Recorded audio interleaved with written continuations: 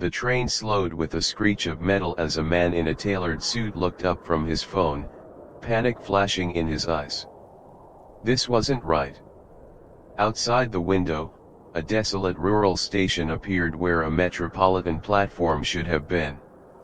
"Where the hell am I?"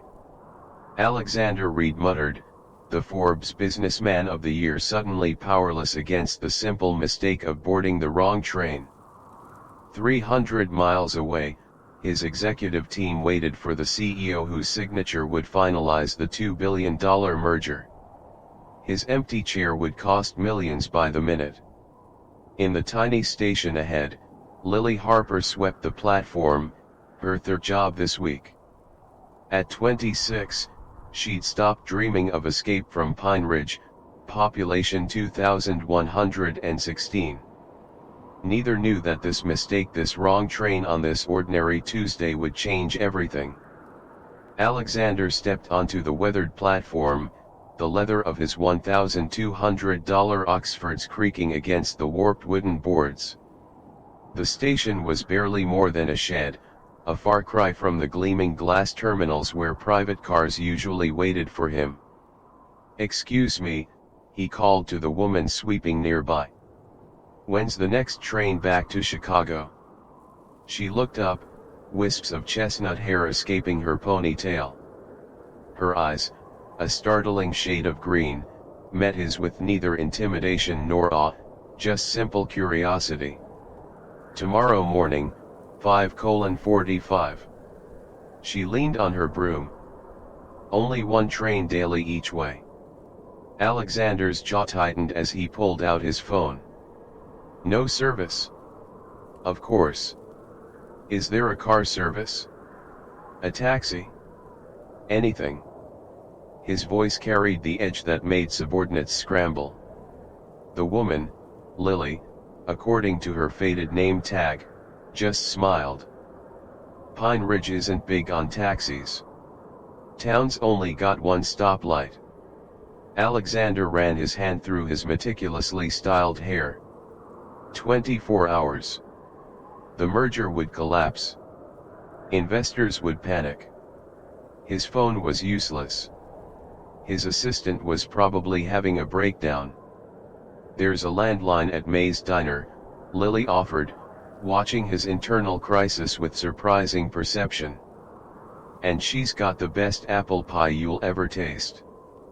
Alexander found himself following her down a narrow dirt path that opened onto Main Street, if you could call it that. The storefronts looked like they'd been frozen in 1965. No chain stores. No luxury brands. Just honest shops with hand-painted signs. "You really picked the wrong train," Lily said, breaking the silence. "Thank you for that brilliant observation," Alexander snapped, then immediately regretted it when she flinched slightly. "I meant," she continued with quiet dignity, "that Fall Harvest Festival starts today. Every room in town is booked." Alexander stopped walking. "You can't be serious. Tourists come from 3 counties over. It's our big economic boost for the year." She pointed to a small white house with a wraparound porch. "May might let you use her spare room above the diner, though." The diner was like stepping into another era, checkered floors, vinyl booths, and a jukebox playing Patsy Cline. Several patrons nodded at Lily as they entered. "May, this gentleman needs your phone and possibly a room," Lily called to an older woman behind the counter. "He took the wrong train." May looked Alexander up and down, assessing the suit that cost more than her quarterly earnings. "Phone's in the back. As for the room," she shrugged. "500 for the night." Alexander almost laughed. His hotel suite in Chicago cost $5,000.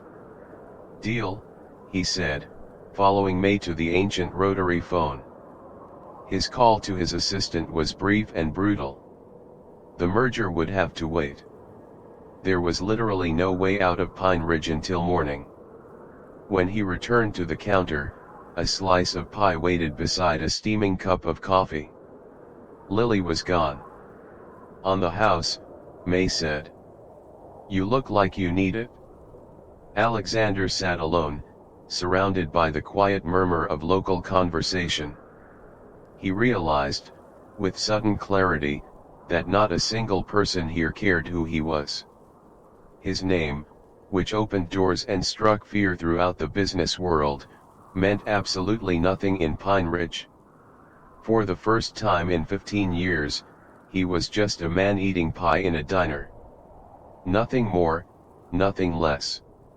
And strangely, as he took his first bite of the rich, cinnamon-laced apple filling, he felt something unexpected.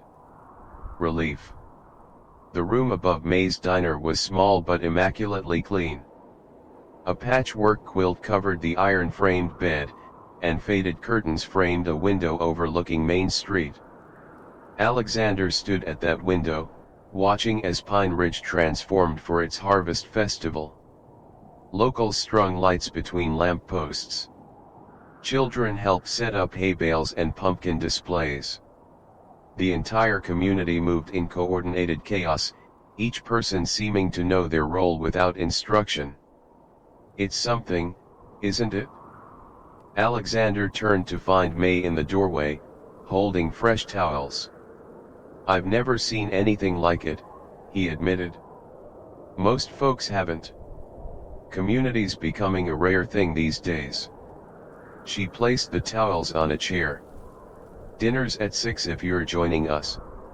Left alone, Alexander surprised himself by showering and changing into the most casual clothes he'd packed, still a button-down shirt, but at least he'd removed the tie and jacket.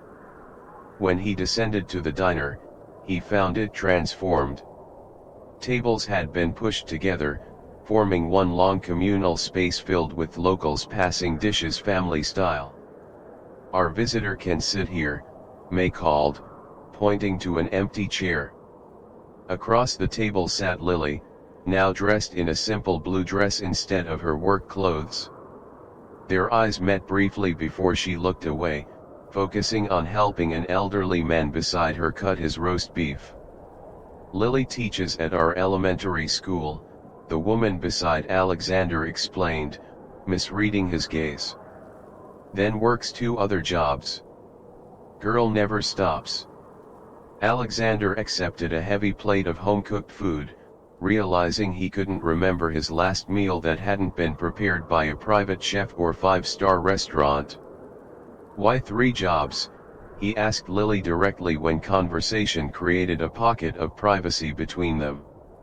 She looked up, those clear green eyes assessing whether his question was genuine.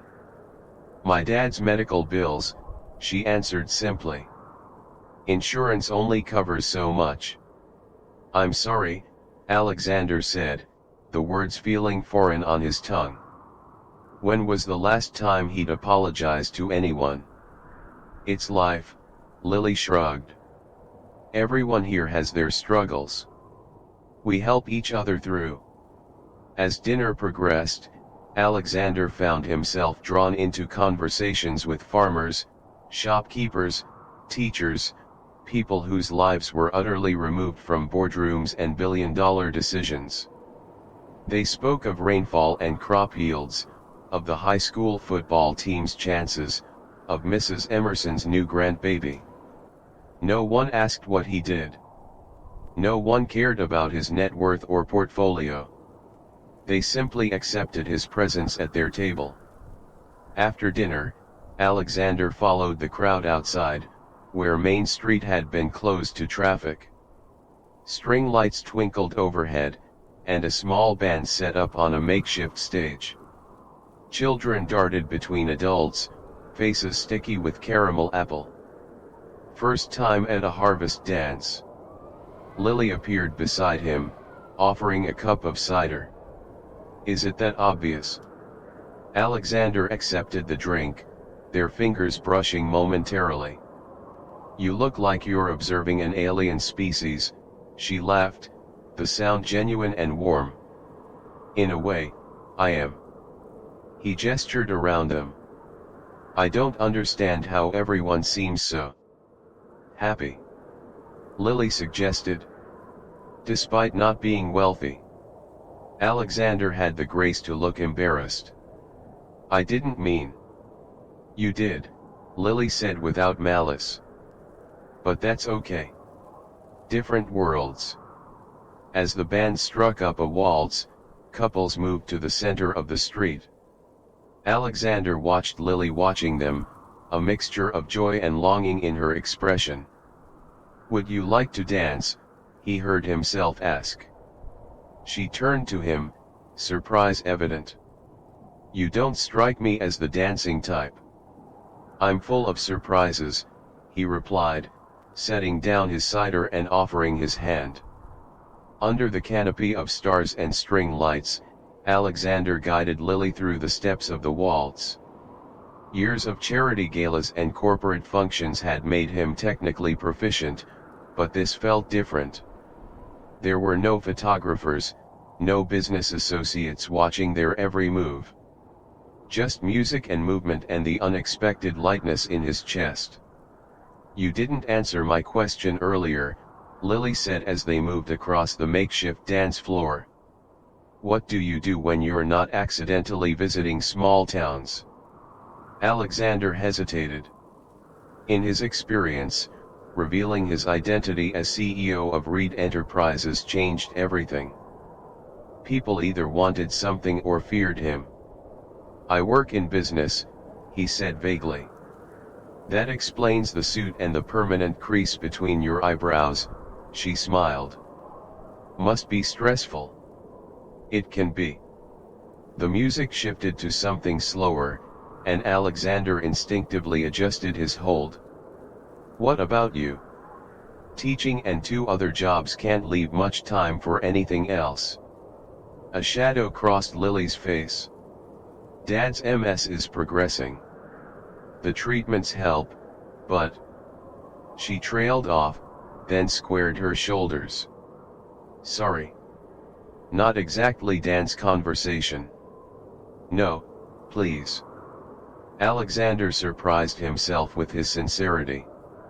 Tell me. As they continued dancing, Lily spoke of her father, once the town's beloved doctor who'd often treated patients for free when they couldn't pay. How his diagnosis came just after her mother died. How she'd abandoned her graduate school dreams to return home and care for him. He fought it at first, she said. Wanted me to live my life. But there wasn't really a choice. There's always a choice, Alexander replied automatically, repeating the hard philosophy that had built his empire. Lily stopped dancing, her eyes meeting his with unexpected intensity. Not for people who love each other. Some things matter more than ambition or money. The words hit Alexander with physical force. When was the last time anything had mattered more to him than success? What would he sacrifice for another person? The moment stretched between them, interrupted when May called Lily to help with the dessert table. Left alone, Alexander wandered to the edge of the celebration, finding a bench beneath an ancient oak tree. Mind some company. An elderly man lowered himself onto the bench, extending a gnarled hand. George Harper. Town doctor for 40 years before this one took over. He gestured to his cane. Alexander Reed. He shook the man's hand, recognition dawning. You're Lily's father. That I am. Dr. Harper studied him with keen eyes. She mentioned meeting our accidental visitor. Something in the man's gaze made Alexander suspect he knew exactly who he was talking to. Your daughter is remarkable. She is that. Too remarkable for this place, though she'd never admit it. Dr. Harper looked toward where Lily laughed with a group of children, helping them bob for apples. Gave up a full scholarship to Stanford Medical School to come back here when I got sick. Alexander watched Lily, really saw her, the grace with which she moved through her world, the kindness she showed to everyone, the quiet strength beneath her gentle exterior. "Why are you telling me this?" he asked quietly. "Because you look like a man searching for something," Dr. Harper replied. "And sometimes what we're looking for is right in front of us, just wearing different clothes than we expected." Alexander's phone vibrated in his pocket, somehow finding a signal. 14 missed calls. 37 emails. The outside world intruding on this strange interlude. "Duty calls?" Dr. Harper asked, noting Alexander's expression. "Always." But for the first time, Alexander felt no urgency to respond. "You know," Dr. Harper said as he laboriously stood, "I've found there are two types of important things in this world, things that seem important now but won't matter in 10 years, and things that might not seem important now but will define your life in retrospect." He patted Alexander's shoulder. "The trick is knowing the difference." As Dr. Harper shuffled away, Alexander remained on the bench, watching the joyful celebration unfold before him. His empire waited, demanding his attention. But for this moment, at least, he found himself exactly where he wanted to be. The festival continued well into the evening, but as families with young children began heading home, a different energy settled over Main Street. The band played softer tunes, and conversations grew more intimate around scattered fire pits. Alexander stood by one such fire when Lily approached, carrying 2 mugs. "Hot chocolate," she explained, handing him one. "Secret family recipe." "Thank you." He took a sip, surprised by the rich complexity. "That's incredible. 3 types of chocolate and a hint of cayenne," Lily smiled. "My mother's specialty." They stood in comfortable silence, watching the flames dance. Alexander realized he couldn't remember the last time he'd simply existed in a moment without checking his watch or planning his next move. "I met your father," he said finally. "He's a wise man." "Too wise sometimes," Lily agreed with gentle affection. "What did he say to you?" "He made me think about what truly matters." Alexander turned to face her. "And he told me about Stanford." Lily's expression shifted almost imperceptibly. "That was another life." "It could still be your life." She shook her head. "Dad needs me here. There are facilities, caregivers." "That cost more money than I'll ever have," Lily interrupted, a rare edge to her voice. "And more importantly, this is his home. Our home. Some things can't be solved by throwing money at them, Mr. Reed." The use of his surname stopped Alexander cold. "You know who I am. I recognized you from the business section of the papers I used to line the schoolroom's pet cages," she said with a small smile that softened the revelation. "Alexander Reed, 38, CEO of Reed Enterprises. Known for hostile takeovers and streamlining operations, which usually means mass layoffs." He should have felt exposed, perhaps even defensive. Instead, he felt strangely relieved. "Why didn't you say anything? Would it have changed anything?" Lily asked. "Would you have acted differently if you knew I knew?" The question was startlingly perceptive. Alexander considered his usual careful performances, the calculated persona he presented to the world. "Probably," he admitted. "Then I'm glad I didn't mention it." She gazed back at the fire. "It's rare for people like you to experience the world without your name preceding you." "People like me," he repeated, testing the phrase. "The ones who've forgotten there's more to life than balance sheets and acquisitions." Her words held no judgment, only a quiet sadness. the ones who measure success by numbers rather than moments. In another context, from another person, Alexander might have felt insulted. But standing here, in this improbable moment, he found himself wondering if she was right. "Come with me," Lily said suddenly, setting down her mug. "There's something you should see." She led him away from the festival, down a dirt path that wound behind the town's buildings toward a small meadow. As they entered the open space, Alexander gasped involuntarily. Thousands of fireflies hovered above the tall grass, their synchronized blinking creating waves of light that rippled across the darkness. "They come every year during the festival," Lily explained softly. "No one knows why, but the locals say they're the spirits of loved ones, returning to dance one more time." Alexander stood transfixed. In his world of skyscrapers and artificial light, he'd forgotten such natural wonders existed. "It's the most beautiful thing I've ever seen," he whispered. "This is why I stay," Lily said, her face illuminated by the gentle pulses of light. "Not just for Dad, but for this.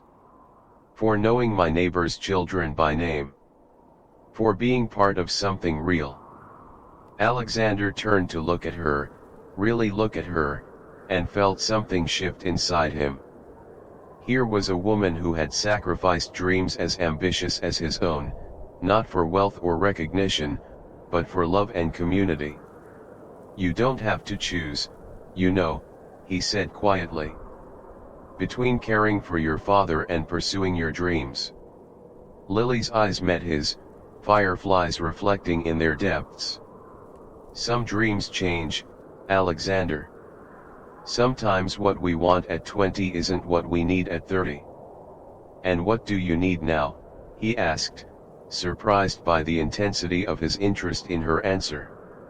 She considered the question with the thoughtfulness he was coming to associate with her. "To know that my life matters," she said finally. "That I've left something better than I found it." The simplicity and profundity of her answer settled over Alexander like a revelation. Wasn't that, ultimately, what everyone was seeking?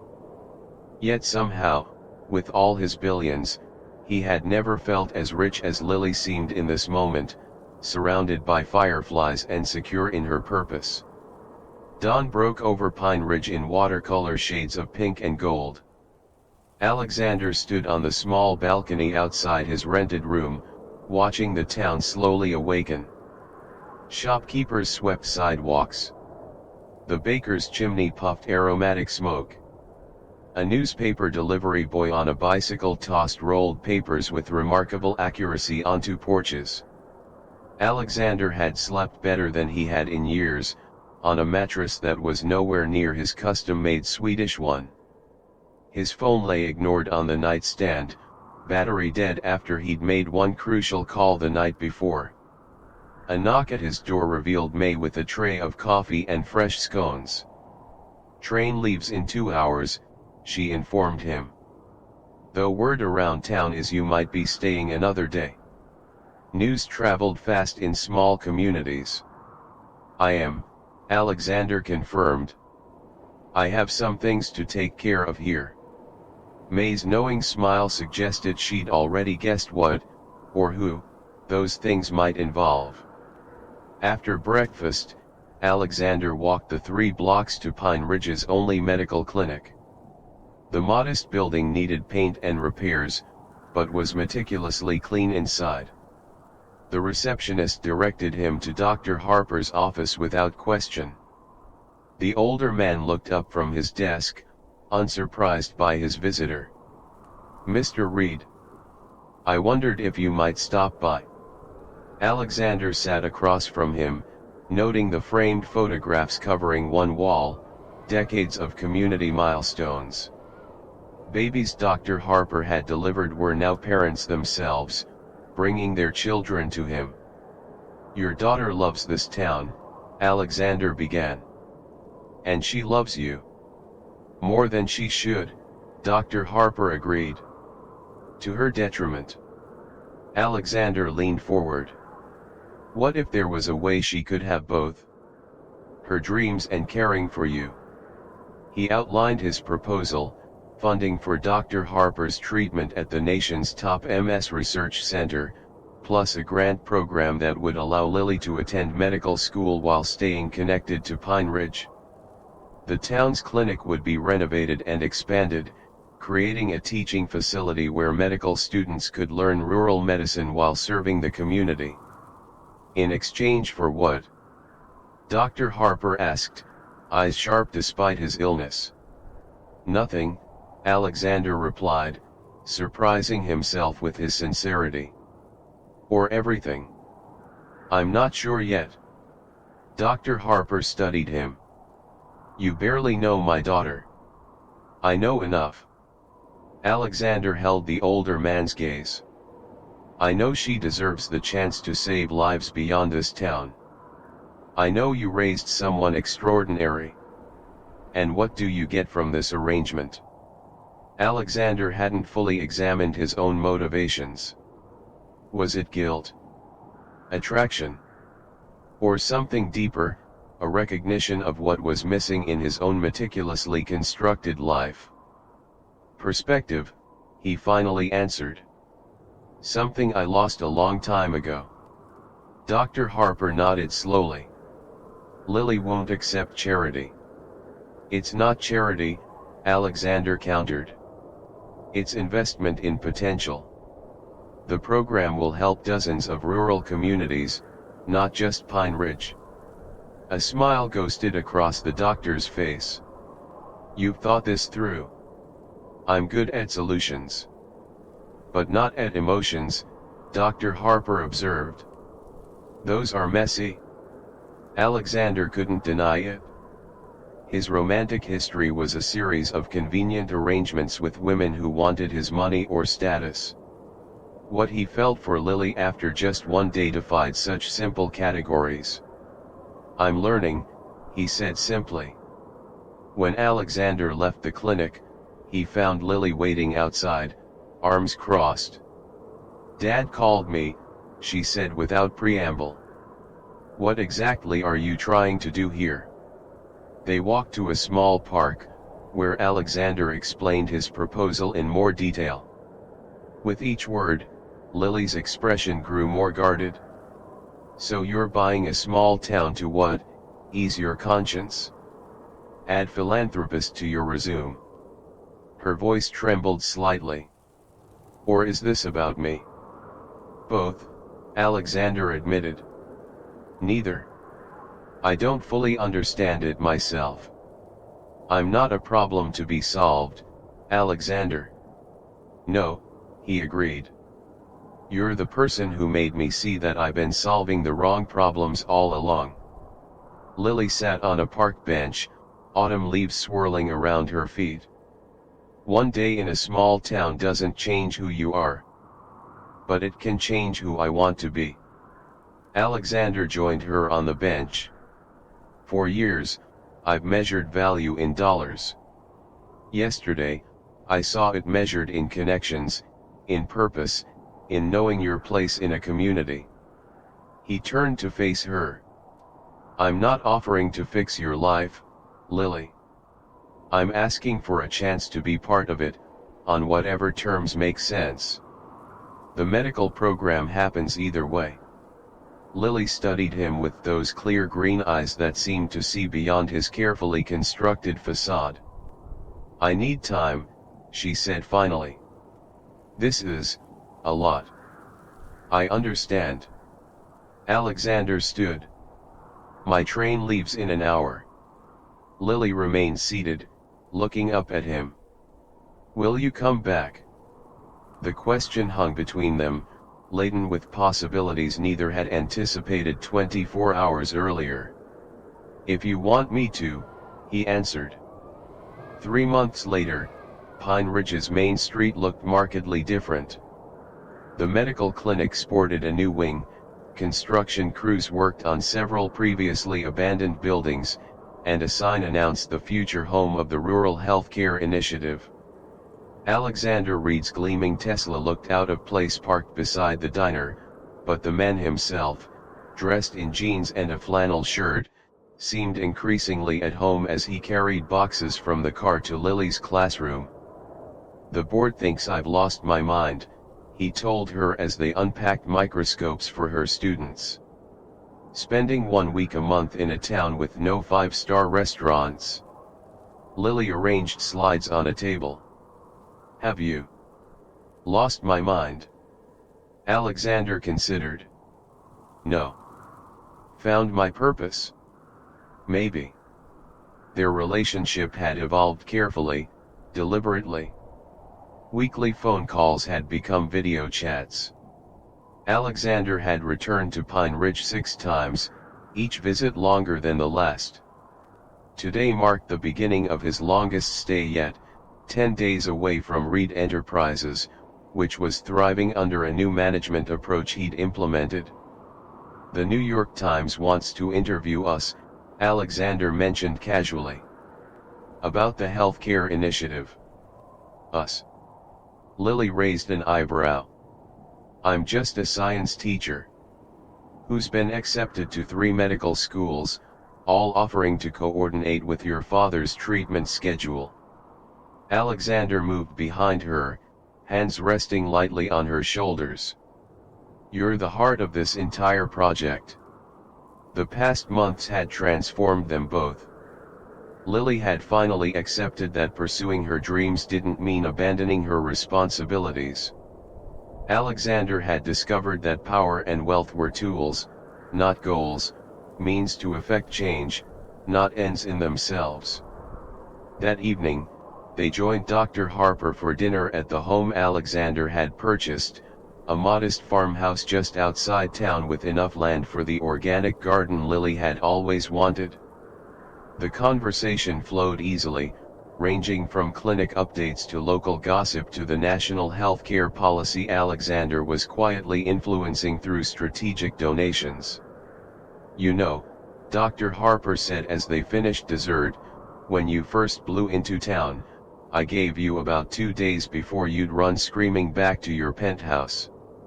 Your confidence is touching," Alexander laughed. "But now I understand," the older man continued, his expression softening. "You needed this place as much as it needed you." Later, after Dr. Harper had retired to the guest wing specially designed for his needs, Alexander and Lily stood on the porch watching stars emerge.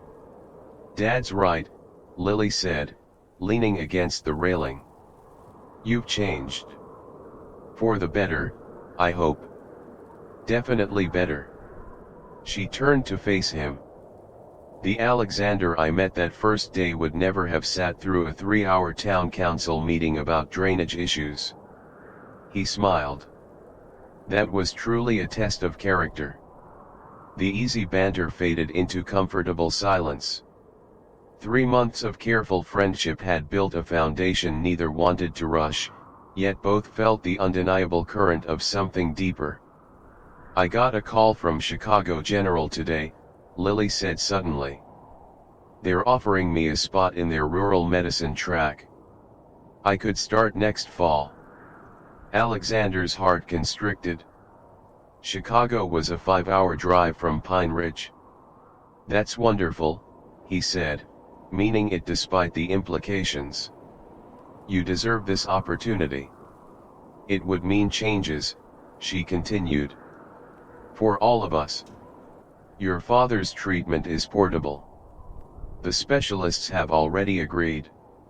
"I wasn't talking about Dad." Lily met his gaze steadily. "I was talking about us."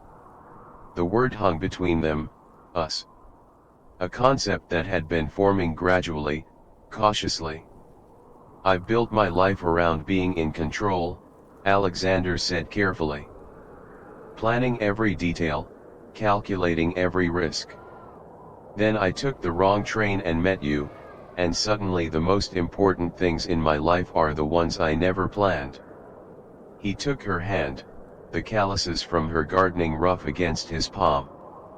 "Whatever comes next, Chicago, medical school?" splitting time between cities, we'll figure it out together. Lily's smile bloomed slowly, like a sunrise. That sounds suspiciously like a commitment, Mr. Reed. I'm learning that some investments have returns you can't measure on a balance sheet. He drew her closer. Some risks are worth taking. As their lips met in a kiss that had been building for 3 months, Alexander thought about the man he'd been before, isolated in his success, efficient but empty. How strange that finding himself on the wrong train had finally put him on the right track. In the distance, the first fireflies of the season began to blink, nature's reminder that the most beautiful lights often appear when and where you least expect them. The story of Alexander and Lily reminds us that life's wrong turns often lead us exactly where we need to be. In our achievement-oriented culture, we're conditioned to measure success through accumulation of wealth, status, power, while overlooking the profound richness found in human connection and purposeful living. Alexander's journey reflects a universal truth, that a life built solely on ambition creates a fortress that keeps others out while trapping ourselves within. True wealth isn't calculated in dollars but in moments of genuine connection and the courage to be vulnerable enough to let another person see behind our carefully constructed masks. Lily teaches us that strength isn't always found in ambition or advancement, but sometimes in the quiet dignity of choosing love and community over individual achievement. Her wisdom lies in understanding that some sacrifices aren't limitations but expressions of our deepest values. Together, they demonstrate that transformation is always possible, regardless of how fixed our paths may seem. We are never too successful, too set in our ways, or too broken to change course when we discover what truly matters. Perhaps most importantly, their story reminds us that in a world that constantly urges us forward, sometimes the bravest decision is to simply stop, look around, and recognize when we've accidentally found our way home. If this story touched something deep within you, that quiet voice questioning whether success and happiness are truly the same thing, take a moment now to reflect on your own journey. Are you on the train you intended, or might you be due for a meaningful detour? Hit the like button if you've ever found unexpected beauty in an unplanned moment. Your simple click tells us that these deeper stories about human connection resonate in a world too often focused on surface achievements. Subscribe to our channel for weekly stories that remind us what truly matters. Turn on notifications so you never miss the chance to step away from life's demands and reconnect with what makes us human, our capacity for transformation, vulnerability, and love. Share this video with someone who might be running too fast to see the fireflies around them. Sometimes the greatest gift we can give is permission to slow down, to reconsider what success really means.